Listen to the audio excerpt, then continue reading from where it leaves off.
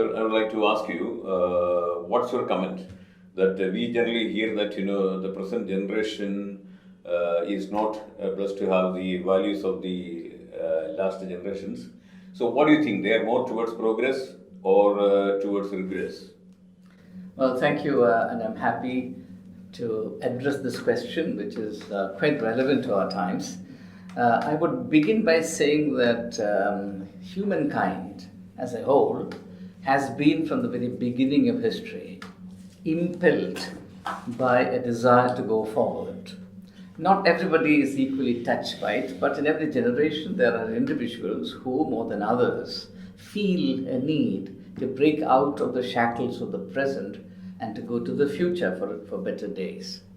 The extent to which this feeling prevails in a society will vary from age to age, and I have no hesitation in saying that today it's perhaps unprecedented, and therefore the desire to leave the past behind and to go forward to embrace an unknown but exciting future is very characteristic of the youth of today. Now, to understand this in the larger perspective, I would say this, that most people in the past tended to live according to certain traditions. It has its own advantages, but the problem with revering or respecting tradition overmuch is that you get stuck to the past. The modern age has created a healthy skepticism about obedience or loyalty to tradition, and instead it emphasizes the need to go forward. There are various cultural changes that encourage this and make it possible. The other aspect of modern culture which plays a role in this is that while the olden days were marked by continuity, the modern times are marked by discontinuities. For example, you have people in the past talking about family histories that go back several generations. Today, nobody talks about a family history. My generation may still talk about family histories, but from now onwards, this generation is not going to spend much time talking about the past. They are caught in a very exciting time. Let's face it, the world today is very exciting. There are unprecedented opportunities. There are great excitements, and there are also great challenges. So, if you tell young people today, look, we did it in this fashion in our times, you also do like that, they would perhaps not take you very seriously. So, it is true that the past does not matter very much to them. However, I would say that there is a danger here. The danger is somewhat like this. Life is like a river. It continues to flow. And culture itself is the accumulated wealth of what generations over centuries have struggled, labored, and achieved. Each generation builds on what the previous generation has built, and it takes that work forward. So if you suddenly cut yourself off from that past, you become a kind of isolated individual who has to reinvent the wheel, which I think is not particularly good. So at the same time, as I said, if you get stuck to the past, you don't go forward. Okay. At the same time, if you're completely cut off from the past, then you lose all sense of proportion and direction, and you get lost in the excitement of the world.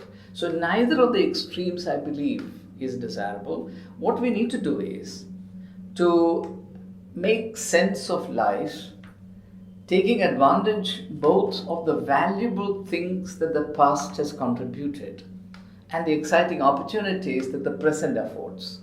So the ability to be wise in deciding where the balance lies is what I would expect young people to cultivate.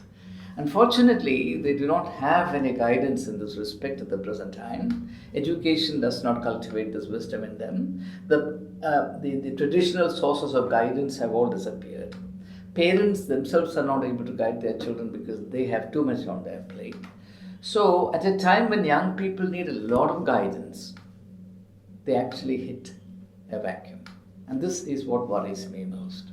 And therefore, the society as a whole needs to think of creating appropriate additional facilities and avenues for influencing the youth, for enabling them, equipping them to undertake this great adventure called life at a very exciting period in the history of the humankind, so that this journey becomes memorable, profitable, enjoyable, and meaningful, which I believe is possible. And that's what I hope would happen and will begin to happen very soon.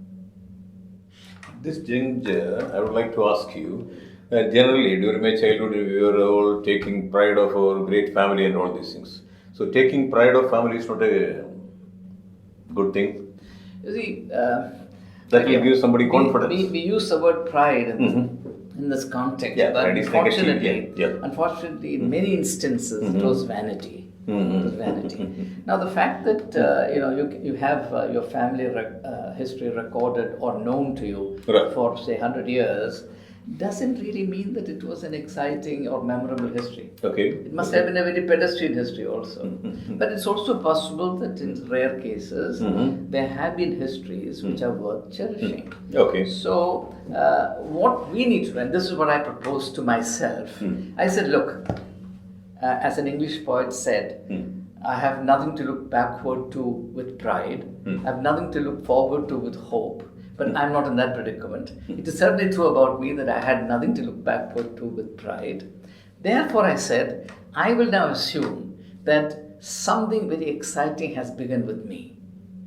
And I will undertake this journey of life and impart that excitement to my children, hoping that they will pass it down to their children, so that something memorable, something that worthwhile to cherish, will be created in the next 3 generations. And I have worked very, very purposefully with a clear mind and steadfastness of purpose on this. And I believe that some progress has been made. So rather than all the time looking backwards and saying, oh, my father, my grandfather, my ancestors were all great, they had great social standings, they were wealthy people, it doesn't make a difference. The past is gone. You can't live on something cooked in the past. You have to cook your own breakfast today.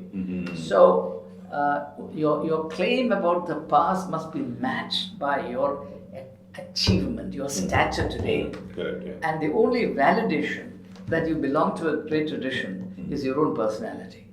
If you are empty in yourself and you begin to boast about what happened in the past, you invite a lot of ridicule upon yourself.